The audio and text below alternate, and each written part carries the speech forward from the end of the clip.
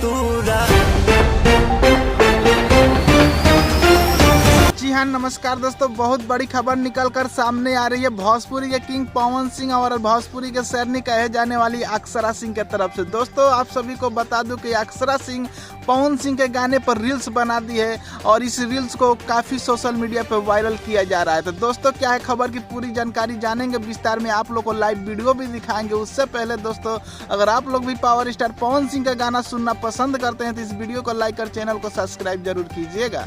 दोस्तों आप सभी को तो पता ही होगा कि अक्षरा सिंह पावर स्टार पवन सिंह से बात भी नहीं करती है और उनके साथ काम भी नहीं करती है, लेकिन इसी बीच एक बहुत बड़ी खबर निकल कर सामने आ रही है कि अक्षरा सिंह पावर स्टार पवन सिंह के गाने पर रील्स बना दी है जो कि सोशल मीडिया पे काफी वायरल किया जा रहा है। दोस्तों आप लोग कमेंट में अपना राय विचार जरूर दीजिएगा कि अक्षरा सिंह की जोड़ी पावर स्टार पवन सिंह के साथ भोजपुरी इंडस्ट्री में फिर से तहलका मचा देना चाहिए कि नहीं, आप लोग कमेंट जरूर कीजिएगा। Thank you.